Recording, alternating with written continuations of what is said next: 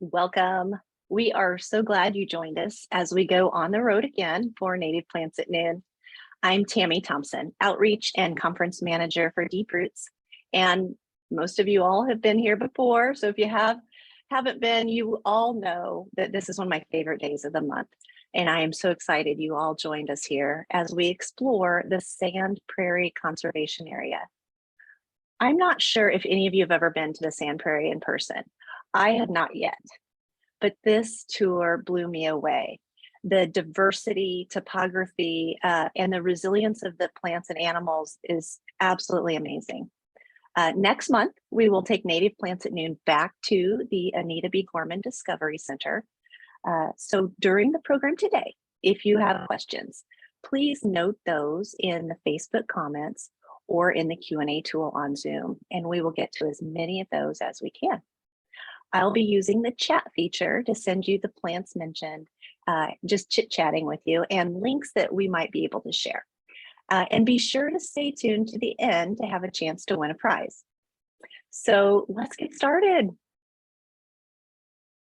First, we want to express just a huge thank you to the Missouri Department of Conservation for their partnership on this series and everything they do to help encourage and empower people to plant more native plants and frankly, just care for the earth.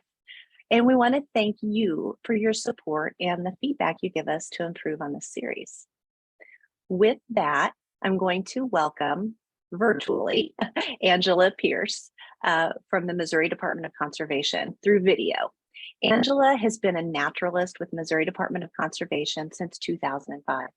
She earned a Master's of Natural Science at Southeast Missouri State University, where she studied ants of the Sand Prairie.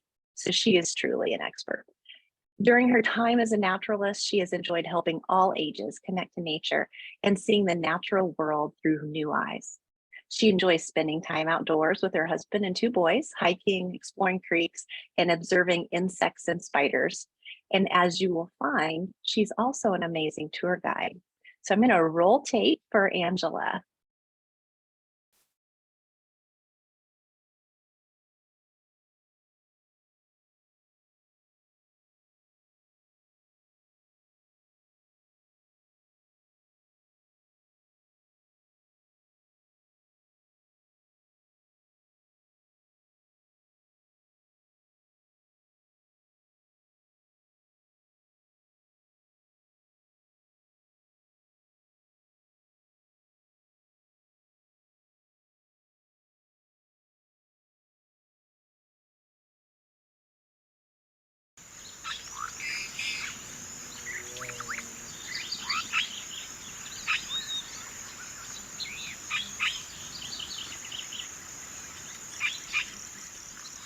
Hello, and thank you for joining me today. My name is Angela Pierce, and I'm one of the naturalists with the Missouri Department of Conservation.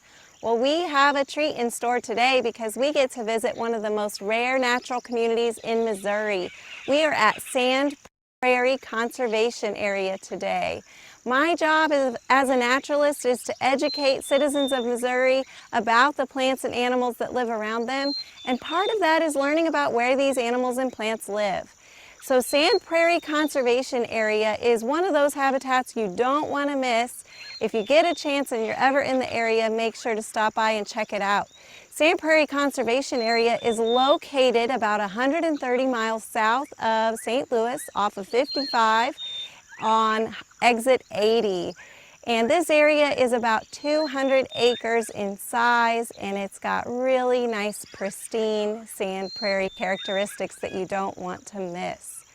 In Missouri, our prairie habitats are one of the more rare types of natural communities we have.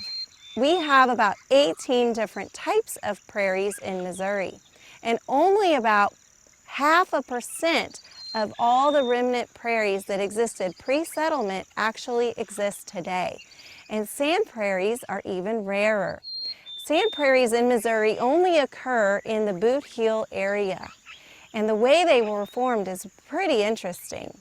So normally when you think about the Boot Heel, you think about swamps, wetlands, you think about soils that hold on to water.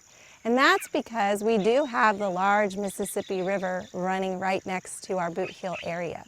However, a long time ago, before the last ice age, this was actually the floodplain of the Ohio River. And as the rivers have meandered over time, they've changed their direction. And the Ohio River, as it flooded this area, it deposited this sandy soil that I'm standing on today. And so this soil goes pretty deep, and it is basically made up of sand. So this sand drains really well, and you won't see water sticking around for long. Over time, the plants and animals that have come to live here have adapted to these dry conditions. And so we get several different types of plants and animals that are obligate and only can be found in sand prairie habitats. Because this is such a rare natural system here, there's not very many prairies like this left. This elevation really made it useful for farming once this area was settled. So a lot of the sand prairies around here have been farmed. However, farmers soon learned that the heavily drained soil is not conducive to keeping up with the farmland. So the Missouri Department of Conservation has been able to reclaim some of these prairies in this area. And this area itself is about 200 acres of really good quality sand prairie habitat. The sand prairie is home to a lot of what we call obligate species, plants and animals that depend on this very specific habitat to survive. All right, now we're going to take a tour of some of these unique plants that live here at Sand Prairie Conservation Area.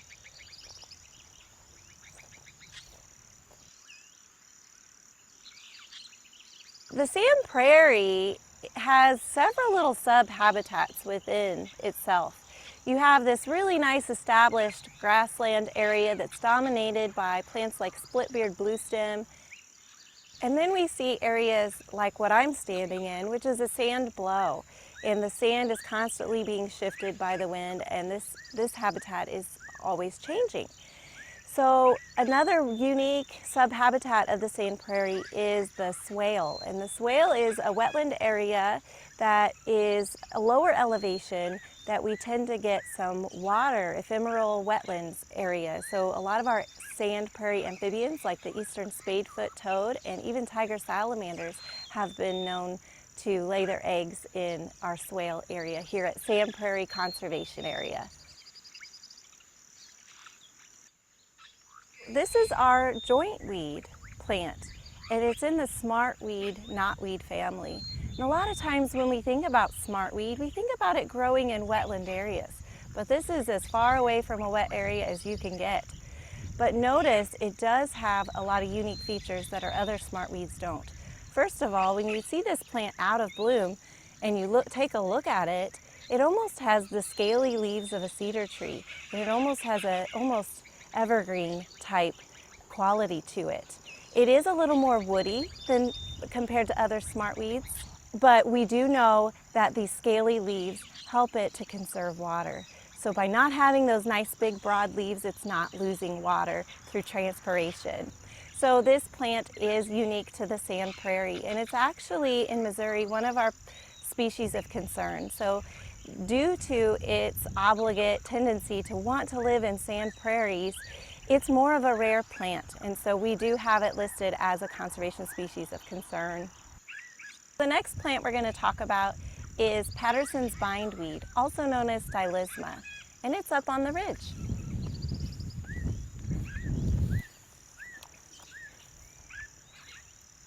So this next plant we're going to talk about, as I said before, is called Stylisma, or Patterson's bindweed, and it is a rare plant in Missouri, also on our species of concern checklist. But you can see that it is a low to the ground, vining, trailing plant, and so it likes to kind of sprawl out just evenly with the ground. It is in the morning glory family, so it's got a bloom that resembles a morning glory. And a lot of our long-tongued pollinators, like bumblebees, or like certain types of bees with long tongues, and also butterflies like to pollinate this plant. You'll also notice the leaves are thin and tough. That allows them to conserve water, just like our jointweed that we saw. All right, so this next plant, even though it may not necessarily be a rare plant, it does thrive here at the Sand Prairie Conservation Area. It has these nice thick leaves that are covered in hairs and these beautiful golden blooms. It's in the Aster family, so we've got our nice pretty yellow disc flowers with our ray flowers surrounding, and it is called golden aster. So maybe not the most original name for this plant, but it is really tough, almost kind of rough in texture, and those rough, thick, hairy leaves help it to survive in these dry conditions. And another thing that these rough, hairy leaves help it to do is to keep it away, or keep it safe, I should say, from insects that like to eat the plant tissues. And so you can see where some of our little insects have been munching on this plant, but for the most part, it is retaining its leaves quite well. Those little hairs make it more difficult for our phytophagous insects from eating it. It also is not very tasty or palatable to some of our deer that come by through this area. So this can be found in a variety of habitats, including the sand prairie, but you can also see it growing in disturbed areas along ditches. But it does do quite well in these dry conditions. All right, coincidentally, while we're looking at our beautiful golden aster, I see our next plant right next to it. It's our prickly pear cactus. So this is the eastern prickly pear cactus. It's the only cactus we have here in Missouri. And what you're going to notice that's unique about it, and being a cactus, is that it has these modified branches that are actually formed into these pads. And that allows it to store a lot of water and sugar in there, so it keeps it safe in extreme elements. So in times like drought in this hot sand prairie in the summertime, it can thrive by storing that extra water. It can also survive the cold Missouri winters by changing the sugar content within its cells so that it doesn't have any tissue damage. So it comes back every year just fine. But you're going to notice other characteristics on this plant too. One that you really want to watch out for are these spines. Now the longer spines will poke you and they do hurt, but what I'm really more concerned about if I encounter a prickly pear are these little tiny brown hairs called glockids. And these are just basically tiny little thorns that will break off, and they're designed to get into your skin and be quite irritating. So as a wonderful source of water, it wants to keep that water and protect itself from any animals that would want to consume this plant. Now this plant is edible to people. You just have to make sure when you prepare it, watch out for those glockids, watch out for those spines. Now about a month ago, this plant was actually in flower. And in my opinion, it's got the most beautiful flower in Missouri. It's this beautiful yellow large flower that with an orange center that attracts a lot of pollinators. So now all that's left of the flower is this kind of pitiful looking dried up corolla. But as we look here, it has left behind a fruit. And these green fruits will eventually turn a dark red, almost a purple in color. And they are sweet to taste. But watch out, they also have those glockids on them. If you're ever wanting to eat a prickly pear, you want to burn those glockids off, just do a slight little roast, and then you take that skin off, and tastes pretty good. There are a lot of little hard seeds in there, and it is full of little hard seeds that you want to look out for. You could spit those out and it's just fine. A lot of people use the fruit to make a juice. But here at Sand Prairie Conservation Area, you're going to run into a lot of this eastern prickly pear cactus. Another beautiful flower of the sand prairie comes from this plant. This is the slender dayflower, also known as the erect dayflower. And this stunning, beautiful blue color really stands out here. Now you might be familiar with the Asian dayflower that is a lot more trailing on the ground, broader leaves, but this one stands nice and tall. to get through all the plants around it, and then it also has these nice narrow leaves that allow it to conserve water. But you're probably going to notice another unique thing about this flower is the petal shapes, and then it also has different types of stamen. So it's got these beautiful yellow, showy, sterile stamen here, or these little anthers that provide pollen, but they're not going to actually help with pollination of the plant. These beautiful yellow anthers will attract pollinators to this plant. And this plant is has a very short-lived flower, only blooming about a day. So it's a beautiful plant, rare plant, prefers sandy soil, so it really does make itself home here at the Sand Prairie Conservation Area. Also, I'm noticing surrounding this dayflower, we have the really unique vegetation of the partridge pea, the showy partridge pea. And we're going to actually go take a look at one that's in bloom.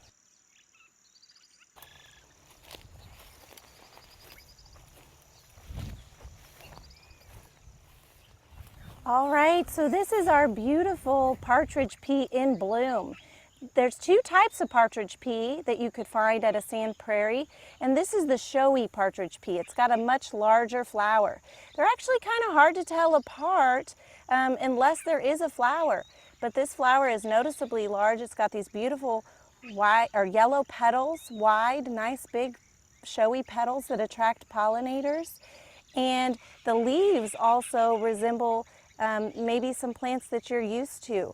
These leaves are nice and thin and narrow, and they can actually close up in the heat of the day to prevent water loss. But what I find to be really interesting about this plant is it has a little pad right here at the base of each leaf that's called an extra floral nectary. So it's basically providing nectar, not from the flower, but on the stem. It's having this easy access nectar is designed to attract ants. And so it uses an army of predatory ants to protect itself. Those ants will fight off any other insects that want to try to eat the leaves, and they get a little nectar reward for helping out. So it's a pretty awesome relationship that this plant has with some of the insects that live here. All right, so at last we have my favorite plant of the Sand Prairie. It's got a silly name. It's called Snout Bean, and it actually is in fruit. You can see the little beans that are all over the top of this plant here. And this does have a very beautiful yellow flower that was in bloom about a month ago. But these little beans are an excellent food source to a bird that I've been hearing here, the White Quail. And so as these seed pods dry out and open up, they're opening slowly over winter, so they're providing an excellent winter food source to our White Quail, as well as other insects and birds too. The leaves come in these groups of 3 leaflets and are very tough and almost feel velvety with all the hairs on them. And so this is great protection from the elements, also great protection from insects that might like to forage on this vegetative tissue here. So an excellent plant. It's a vining plant, and it definitely makes its home here at Sand Prairie Conservation Area. You won't really see this plant anywhere else except for in a sand prairie. All right, so the plants that we've looked at today are really unique and interesting here at the Sand Prairie Conservation. I also want to remind you that these plants are protected. So I know some of us would think, oh, it'd be great to have a prickly pear cactus incorporated in our native landscape, but please don't come here to get them. You can actually contact a native plant vendor who sells plants like the prickly pear cactus and others that you might see here growing at the Sand Prairie Conservation Area. I did want to point out before we leave this area, I want to show you a plant that is actually surrounding me. This is a type of sumac called winged sumac. And it can actually be, although a native plant, it can be invasive in a sand prairie habitat. So this woody invader likes disturbance, it likes open areas, and it does just fine in well-drained soil. So it does tend to want to take over. So that's something that our wildlife biologists are constantly managing here on this site to keep this area nice and pristine so that we can see the amazing plants that we see here at Sand Prairie Conservation Area. All right, so I just want to encourage you to come out to this amazing area. Sand Prairie Conservation Area is open to the public and ready for you to come out and enjoy. I do want to encourage you though, if you decide to make a trip out here, make sure that you come prepared. There are no walking trails here and it is pretty brushy. We were walking through some brushy areas, so make sure that you bring lots of water, bug spray. The ticks and chiggers love it here too, and also come prepared with thick pants. These will protect your legs from some of the thorny residents that we have here at Sand Prairie Conservation Area. Just on behalf of the Missouri Department of Conservation and on behalf of Deep Roots Association, I want to thank you for joining us on this virtual tour today, and I hope you do get a chance to come on out and visit this area. Thank you.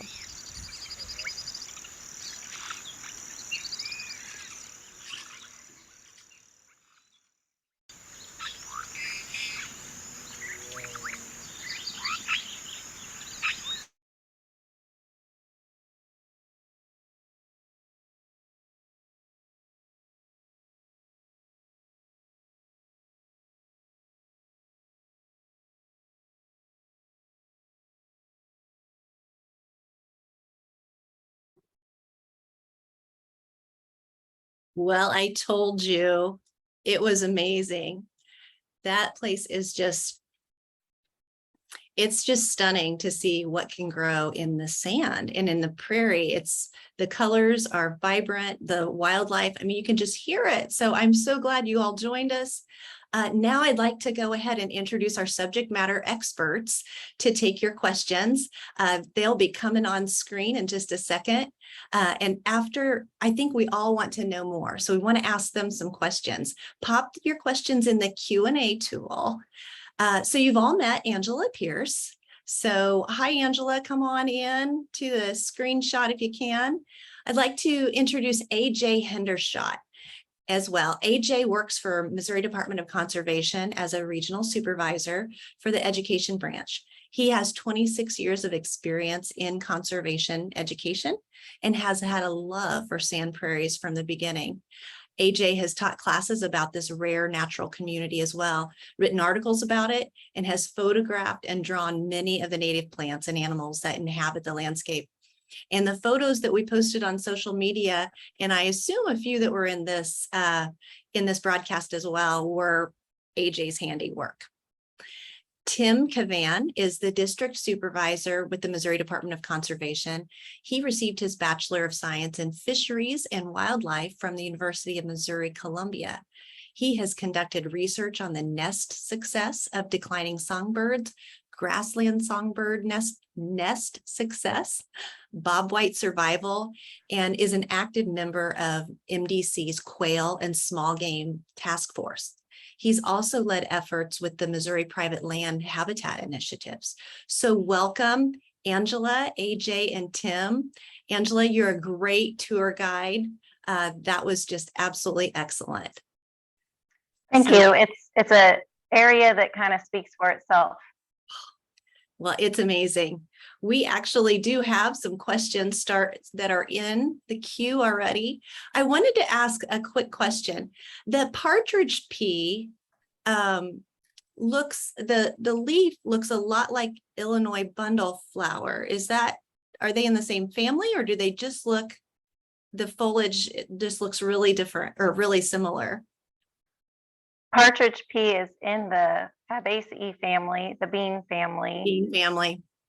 And Illinois bundleflower is not. I don't think it's a bean in the bean family, but I could be. Think so.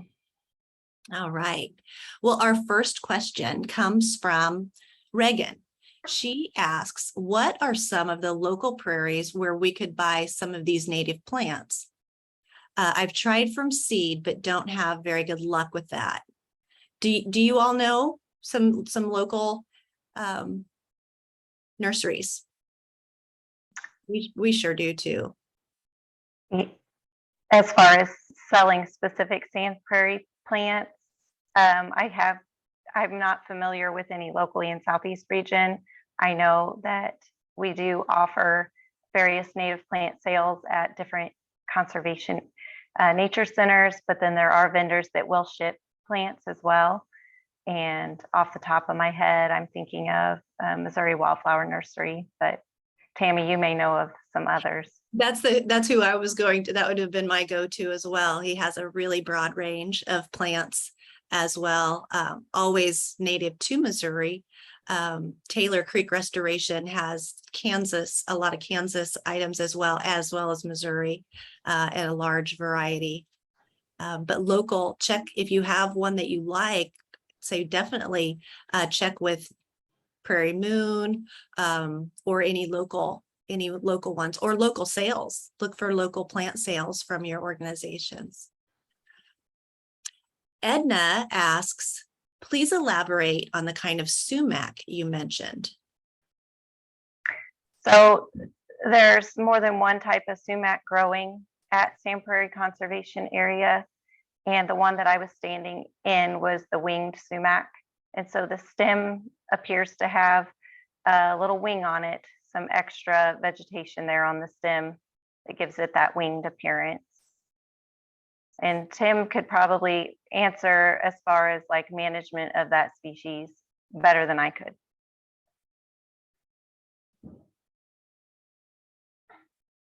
Yeah, thanks, Angela.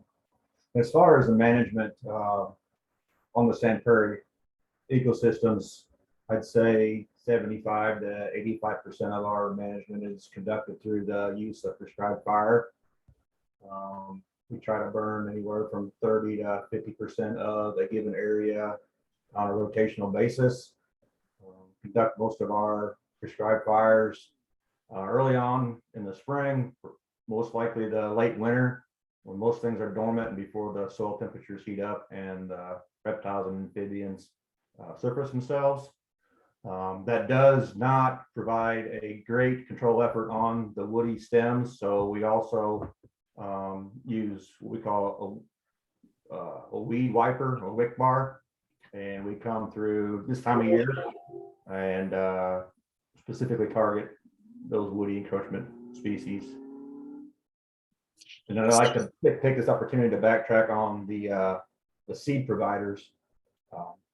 I like to interject on Hamilton Native Seed. Yes. They do. We actually partner with them. They harvest some of the split-beard blue stem grass seed, which is the native ecotype on the properties, and they have the supply of that year round. And those seeds come from the Sand Prairie Conservation Area. Excellent. Thank you. So Maureen asks, are there any bobwhite in central Missouri?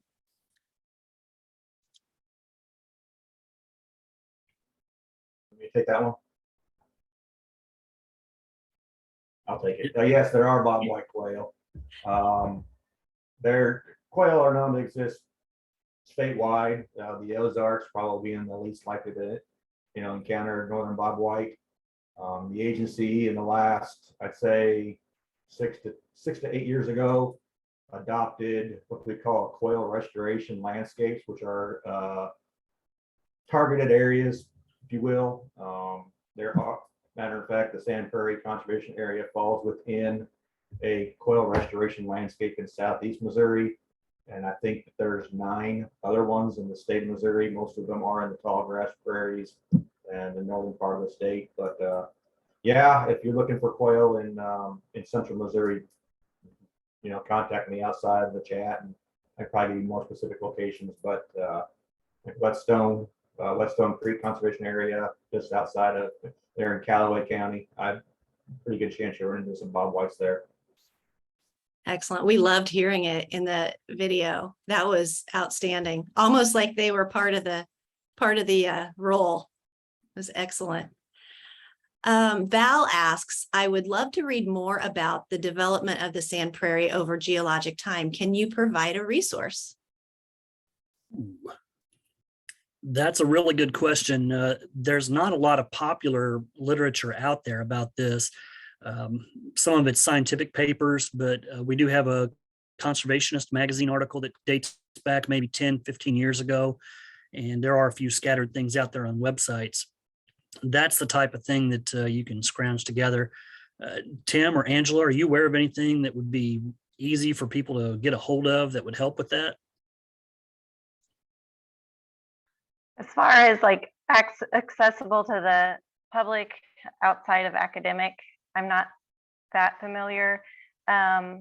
There's, there are books. The Natural Communities, Terrestrial Communities of Missouri book is a good one. It gives kind of a nice overview of sand prairies and formation, but outside of that book, that's the first thing that comes to mind. And then there's Schroeder. I don't know how accessible it is. There's that really neat document. I think you shared it with me, AJ, that talks about pre-settlement prairie. And that was really interesting, but I'm not sure how to get a hold of that. I think you can purchase online. Yeah. The pre-settlement prairie booklet, I'm not sure the department still prints that, but we may have it in PDF form. I would have to check on that. Val's one of our loyal followers too. So I'll bet she will find out for sure. Stacia asks, Chris Helzer, from the Nature Conservancy, recently talked about invasive native woody species outcompeting native forbs and grasses due to drought and climate change. Is this the same for the sumac or other invasive species? Yes, I'd have to agree with that. The challenge is becoming that, coupled with staff time and agency responsibilities, have all been super tough challenges to focus those efforts on. But yeah, we have noticed there's been an increase of woody encroachment in the past decade or so. And when you cut that woody encroachment, are you using that wicking tool? Normally it's just a foliar application. We don't come in with a machine. In rare instances where it's real thick and there's nothing that's to be sacrificed, we might bring some heavier equipment in, whether it be a bull hog or just a bush hog tractor. But then typically what we do is we let it come back, regerminate, get a energies going back into the regrowth, and then zap it a second time. The same principle can be applied with prescribed fire. If you have an intensive enough fire, it'll top kill those plants. And then once it uses those energies from their roots and expends that energy for a regrowth, hit them with a second different effort, and that really puts the hammer on them. And that's what we want. Correct. If you look back at the past, go all the way back 200 years, maybe more, and look at explorer notes or look at government land office survey notes, you can see that the sand prairie over time has become more and more encroached by trees, and that's due to a lack of fire. And what Tim's talking about was a very common tool for the Native Americans to manage the land, and just doing that for centuries had developed these sand prairies. So as Europeans came along and they suppressed the fire, more and more of that sand prairie disappeared and turned into sand savanna, sand forest. And so what we're trying to do is maintain that diversity by applying fire and, where necessary, some herbicide. Yeah, that's it's so important too. And you have to stay on top of it because it doesn't take long, does it, to lose prairie? Yeah, you're always in a management phase, always. Yeah. Well, here's a great question too. Karen asks, what kind of wildlife on the sand prairie besides deer and quail? We talked, yes, they're amphibians there too, right? There's all sorts of things. One of the interesting things that doesn't get a lot of fanfare is there are a lot of species of insects that are very specific to particular plants. We think about bumblebees or honeybees as the generalist that goes to whatever flower is available. That's not the way it works in a lot of your insect communities. There are so many species that they're only there for a particular family or genus or even species of plant. So there are lots of things down there that only pollinate certain sand species. There are sand cicadas, sand grasshoppers, just about anything that's unique, put the word sand in front of it, and there's probably a species named like that. That's cool. There are some Illinois chorus frogs. There are spadefoots, which were photographed and mentioned in the video. And then there are some reptiles that can handle those very droughty, hot areas. And when I say handle it, reptiles have more of an issue with cooling off than they do warming up in a lot of situations. And a sand prairie can be very dangerous if you don't have good strategies for cooling off. They don't sweat, so they can't cool off just because they're hot. They have to go find a place to cool off and have a good strategy for that. And with that, I'll turn it over to Angela and Tim on that. I just want to mention there's some really cool ants down at the Sand Prairie, ants that only live in the Florida sand pine savannas that you can find in Missouri, far away from home. And then, of course, we've got our Dorimyrmex flavus, which is kind of a unique Sand Prairie ant that really utilizes those sand blows and takes advantage of foraging for insects that can't survive that hot sand blow, but they can with their longer legs. So it's pretty interesting. Just not something you'd expect to see in Missouri. That's excellent. Well, we have a few more questions in the queue, but if it's okay with you guys, I'm going to send those to you so that we can answer them later, so that we can get our folks onto the next thing. Thank you all for this presentation. It was excellent. And I'm going to apologize to the audience. I was not in the chat because I was so into the video. And I've seen it 3 times, but the video is just such a good learning experience. And it's you hit all the senses. I could hear it. I could kind of smell it. I could feel it. And the visuals were amazing. So you guys did a great job, and you're such experts. We're so grateful for you.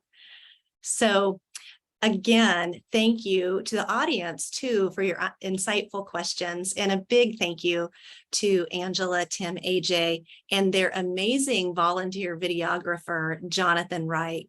As you all can see, he did an outstanding job using drone footage and photos, and Angela was a great tour guide as well. There's so much preparation and work that goes into these recordings, and we are grateful for the careful attention to detail, your time, expertise, and enthusiasm you've exemplified today. So thank you.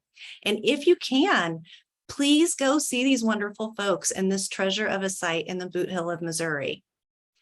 So before we start to wrap up, it is prize time. So for those of you who have hung on, thank you so much.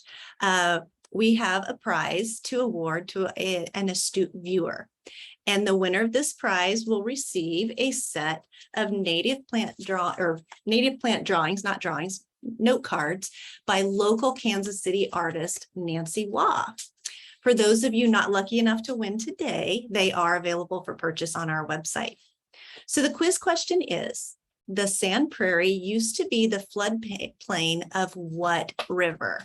So put your answer in chat, and Jahida, our wonderful co-host here, will choose a lucky winner at random. So we will choose one lucky winner, and we'll do that right before we close out. So go ahead and put your answers in chat. I'm going to share my screen again here.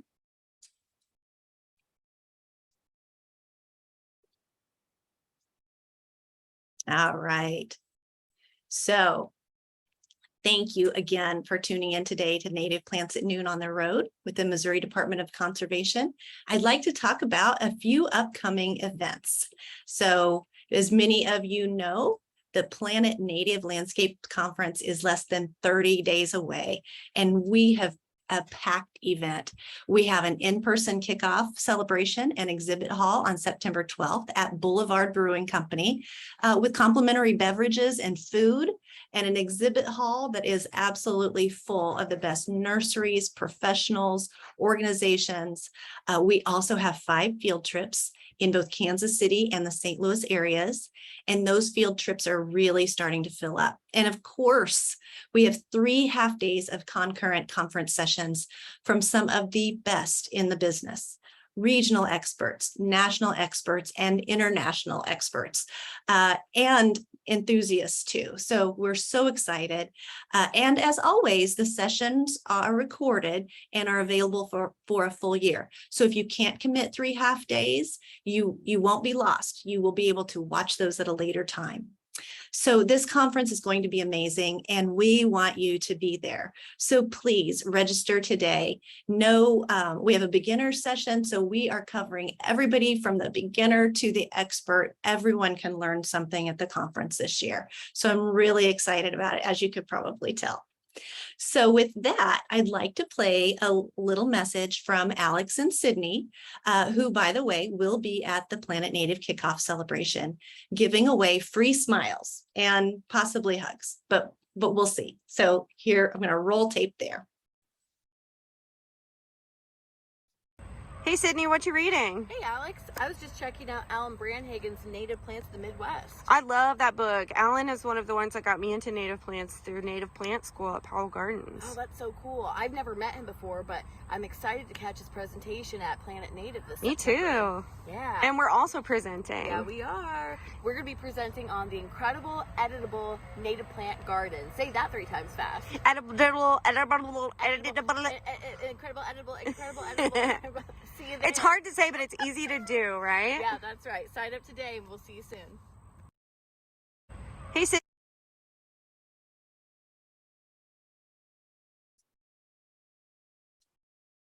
All right. So thank you guys so much. I'm going to go ahead and share my screen again. All right.